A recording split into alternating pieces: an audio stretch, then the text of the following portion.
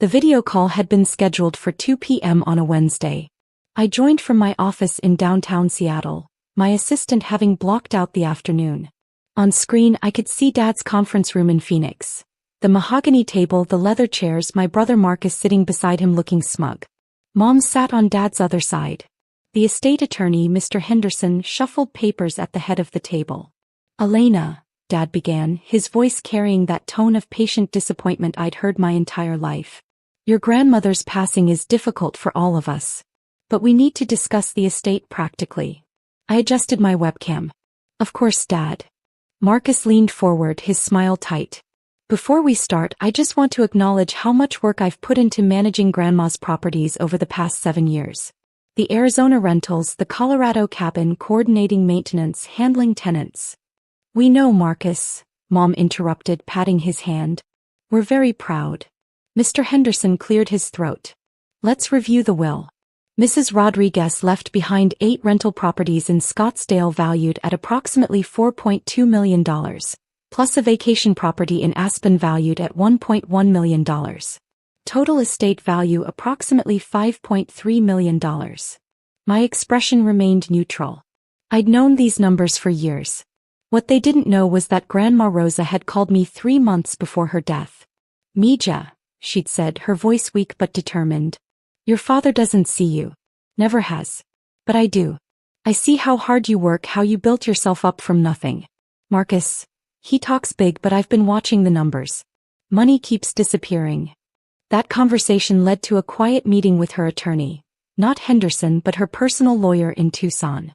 Quitclaim deeds. Irrevocable trust transfers. All dated 14 months before her passing, when she was undeniably of sound mind. All recorded with Maricopa County. The properties had been mine for over a year. Marcus had been collecting rent on my rentals, depositing my income into accounts he controlled. But I'd said nothing. I was watching, documenting, waiting. "The will specifies," Mr. Henderson continued, "that the estate should be divided based on family contribution and—" "Let me stop you there," Dad interrupted. He looked directly at the camera, at me. "Elena, your brother has sacrificed years managing these properties. You've been in Seattle doing whatever it is you do. Marcus deserves the entire estate. It's only fair." The words landed exactly as he intended them. Dismissive, final, unquestionable. Marcus nodded. "I don't want to seem greedy, but Dad's right. I've earned this. The maintenance alone. Do you know how many midnight calls I've handled? How many contractors I've managed? With Grandma's money," I said quietly. "Exactly." Marcus missed my point entirely. "I've been the responsible one. The one who stayed close to family. You left for college and never came back." Mom's face was sympathetic but firm. "Sweetheart, you have your job in Seattle. You're doing fine. Marcus needs this. He's building a family, he has the financial services company to grow.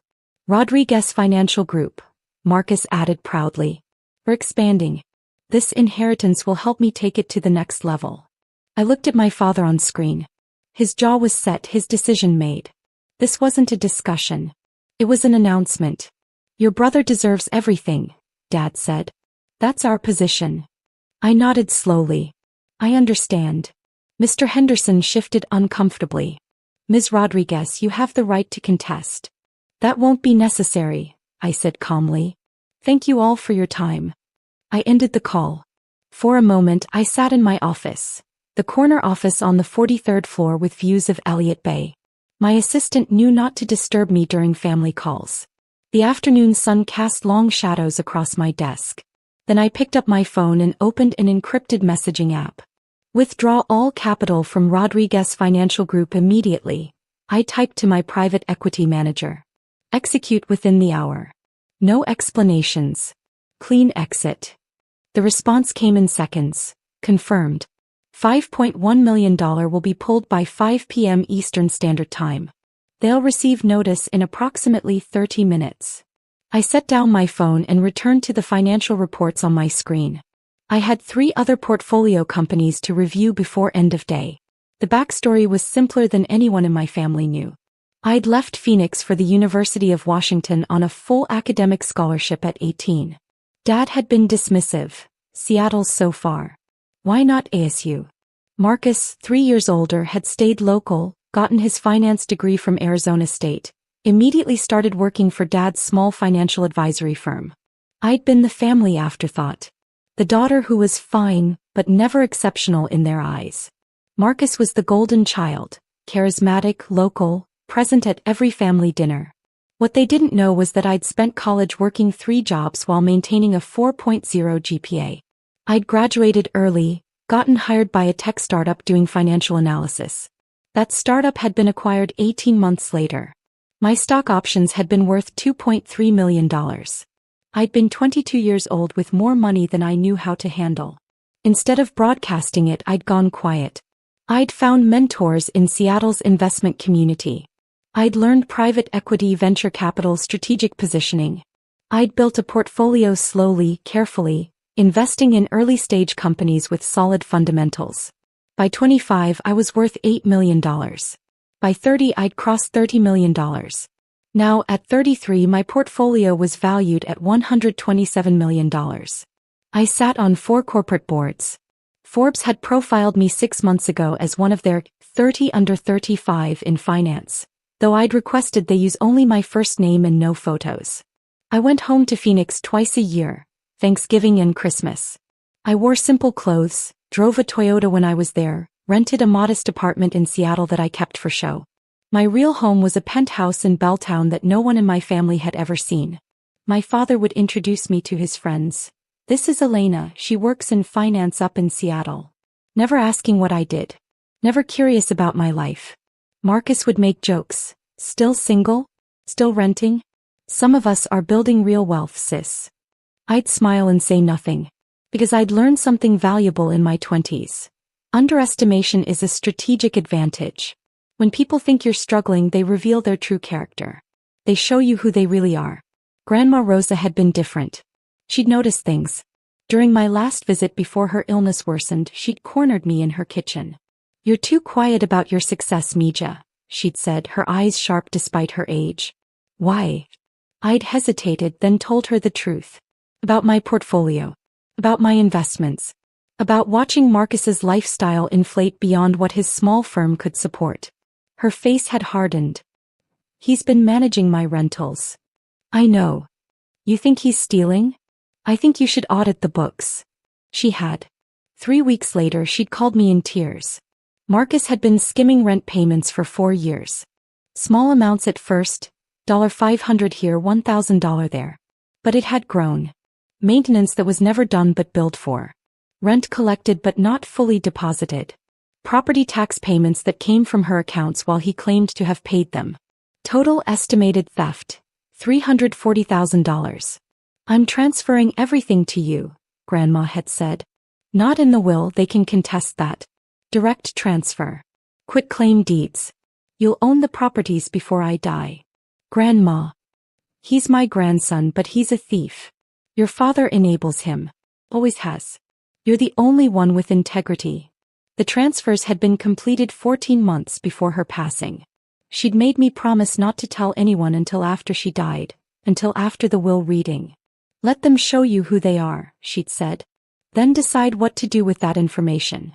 My phone rang at 2:47 p.m., 17 minutes after I'd sent the withdrawal instruction. Dad's name flashed on screen. I let it ring through to voicemail. 30 seconds later, Marcus called. I declined it. Then Mom. Then Dad again. I silenced my phone and continued working. At 3:15, my assistant buzzed me. "Ms. Rodriguez, your father has called the main line 4 times. He says it's an emergency." "I'm unavailable," I said calmly. "Please take messages." At 4 p.m., my private equity manager called. "It's done," Thomas said. "Clean withdrawal." Their accounts manager called me in a panic, asking why the capital was being pulled. I told him the investor wished to remain anonymous but was reallocating assets. "He's trying to find out who the investor was." "He won't," I said. "The blind trust structure is airtight. They're scrambling." Apparently, that $5.1 million represented their primary operating capital. Without it, they can't meet payroll next week. Their credit lines are maxed. "Elena, they're going to realize within days that they're insolvent." "That's unfortunate," I said neutrally. Your father is the principal, Thomas said carefully. I assume you know that. I do. There was a pause. Want me to prepare backup documentation in case this gets legal? Already prepared. I've had a forensic accountant auditing Rodriguez Financial Group for 6 months. Anonymous client, untraceable to me. The report is sitting in a safety deposit box. If they come at me legally, I'll bury them in evidence of fraud. Thomas let out a low whistle. Remind me never to cross you. After we hung up, I finally checked my voicemails. Dad's first message was confused. Elena, there's been some kind of banking error. A major investor just pulled out of my firm. I need your advice, call me back. His second message 20 minutes later was panicked. Elena, this is serious. $5 million just vanished from our accounts. Pick up your phone. Marcus's message was aggressive. Whatever games you're playing, Elena, stop. This is Dad's livelihood. Call me back immediately. Mom's message was tearful. Honey, please, your father is having chest pains. Something terrible is happening with the business. Please call. I listened to all of them. Then I deleted them and returned to work. At 7 p.m. Seattle time, my personal phone, the number only a handful of people had, rang with a Phoenix area code I didn't recognize. I answered. Elena Rodriguez? An unfamiliar woman's voice. Speaking. This is Caroline Mitchell. I'm an attorney with Henderson and Associates.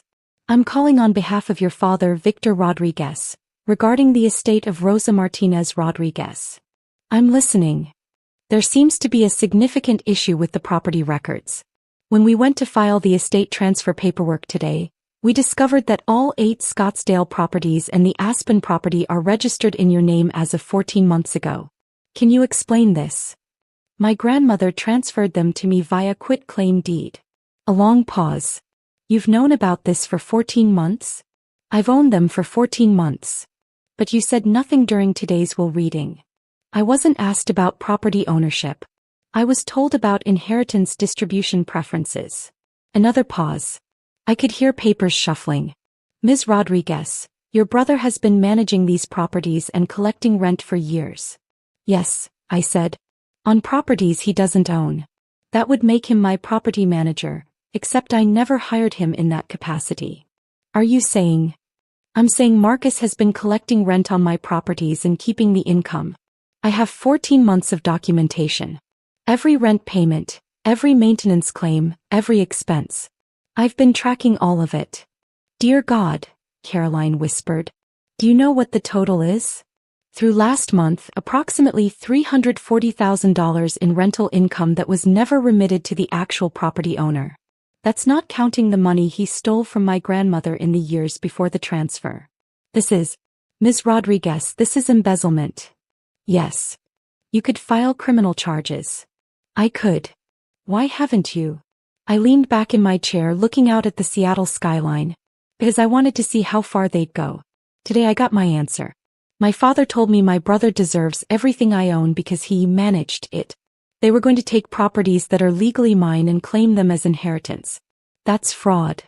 Caroline was quiet for a long moment. What do you want, Ms. Rodriguez? I want my family to understand that I'm not the failure they think I am.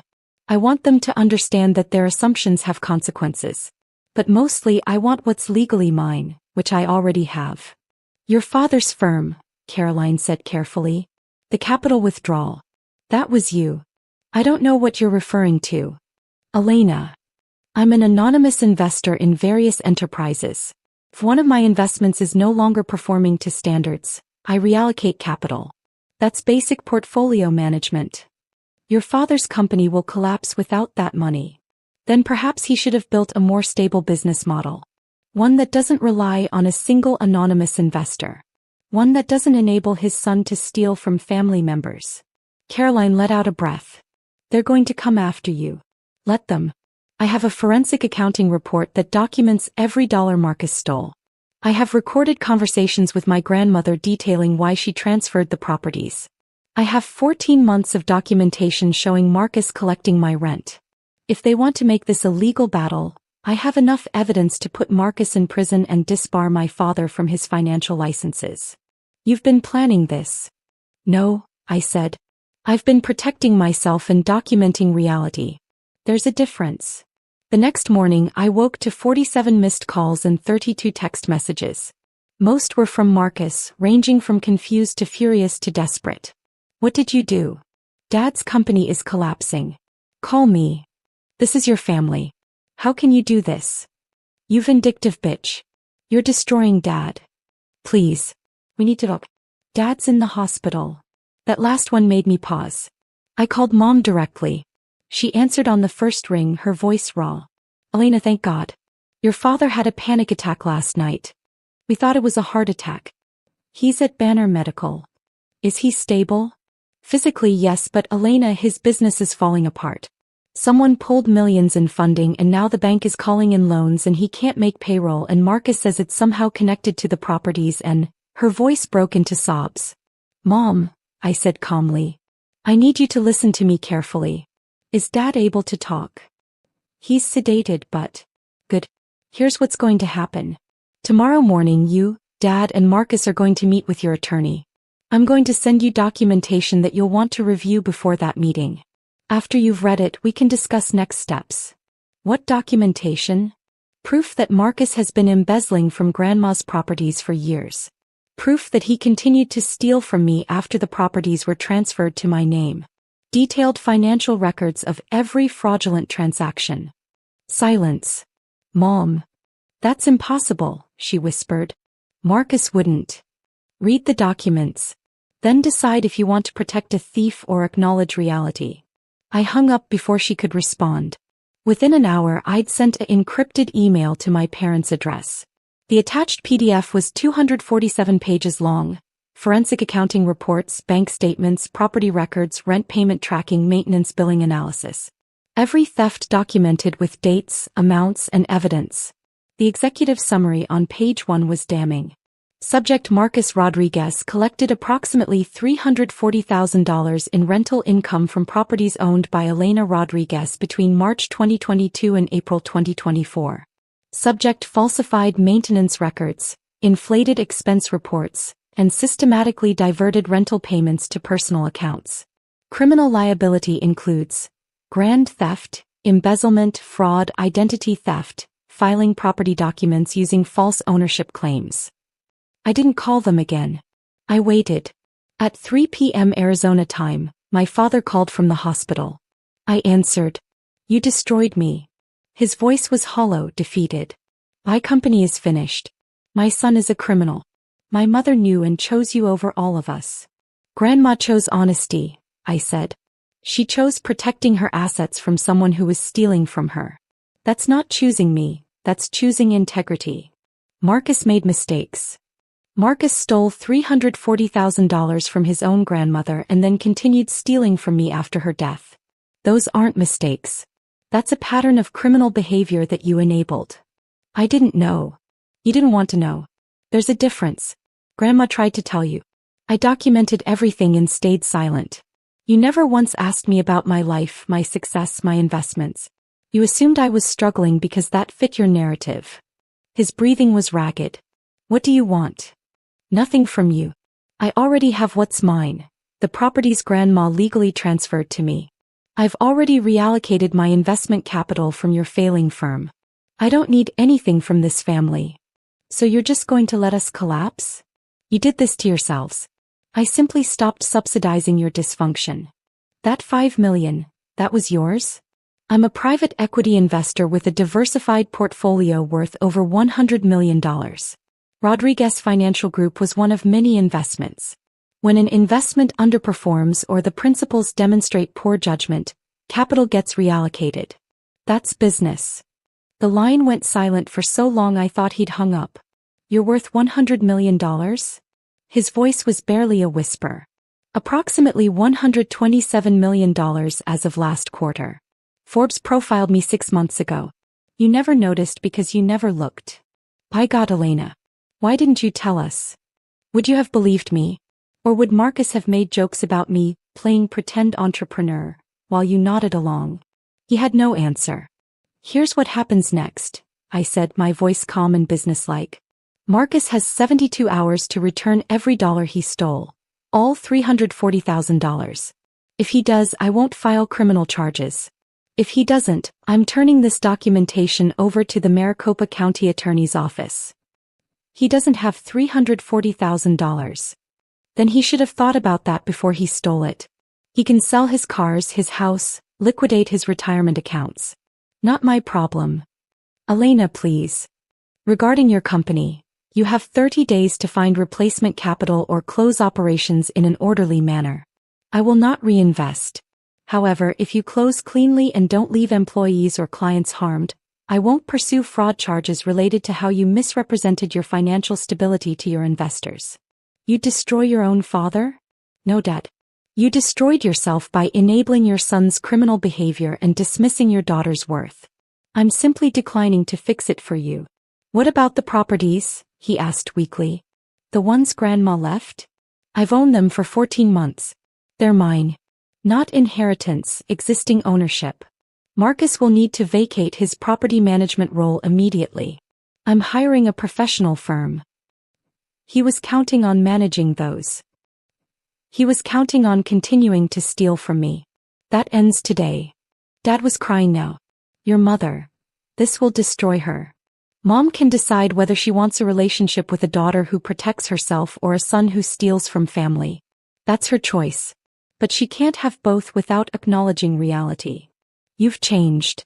No, Dad. I've always been this person. You just never bothered to know me. I hung up and sat in my office as the Seattle afternoon faded into evening. My phone buzzed with a message from Thomas, my private equity manager. Rodriguez Financial Group just filed notice they're ceasing operations. Clean shutdown. No client losses. Professional to the end at least. Another message from my property manager in Phoenix. New management agreement sent for the Scottsdale properties. Marcus Rodriguez cleared out his files this afternoon. No issues. A message from my attorney. Maricopa County received an anonymous tip about embezzlement. They're opening an investigation. If your brother doesn't repay, he's looking at felony charges. I didn't respond to any of them. I just watched the city lights begin to glow as darkness fell. 3 days later, my bank received a wire transfer. $340,000 from Marcus Rodriguez. No message. No apology. Just the money. I forwarded the confirmation to my attorney with instructions to close the investigation. Mom called a week later. We lost the house, she said. Had to sell to cover debts. We're moving to a smaller place. Marcus and his wife are divorcing. Your father is seeing a therapist. I'm sorry you're going through this. Are you? Her voice was bitter. You could have stopped this. You could have helped. I could have enabled it, I corrected. There's a difference. You're still our daughter. Am I? Because 3 weeks ago, Dad told me my brother deserved everything I owned. Marcus stole from me for over a year. You all assumed I was failing because I didn't perform success for you. That's not family, Mom. That's a hierarchy where I'm at the bottom. She was quiet. What do you want from us? Nothing. I wanted you to see me. You didn't. Now you see what you missed and you're angry at me for your blindness. I can't fix that. So that's it. You're just done with us. I'm done being dismissed. If you want a relationship with me, it starts with acknowledging reality. Marcus is a criminal who you enabled. Dad built a house of cards and it collapsed. Grandma saw the truth and protected her assets. I succeeded despite your dismissal, not because of your support. Those are facts. You're so cold. No, Mom. I'm just done being warm to people who treat me like I don't matter. She hung up. 6 months later, Forbes ran their 30 under 35 follow-up feature. This time I agreed to photos. The article detailed my rise in private equity, my board positions, my portfolio companies. The journalist asked about my family. We're estranged, I said simply. Sometimes the people who should celebrate your success are the ones most threatened by it. Any regrets? I thought about it. I regret that they couldn't see my worth until it hurt them financially. But I don't regret protecting myself. The article ran with a quote as the pullout. Underestimation is a strategic advantage. When people think you're failing, they show you who they really are. My father sent a one-line email. I'm proud of you. I should have said that 20 years ago. I didn't respond. Marcus never contacted me again. Mom sends Christmas cards to my Seattle office. I don't open them. The The properties Grandma left me are now worth $6.2 million. The rental income goes directly to a trust I've established for underprivileged students at the University of Washington, kids like me who need scholarships and don't have family support. Grandma Rosa would have liked that. As for Rodriguez Financial Group, the office space in Phoenix was converted into a coffee shop. I heard about it from a business contact who asked if I was related to the Rodriguez family that used to run a firm there. Distantly, I said. And that was true. They were very distant now.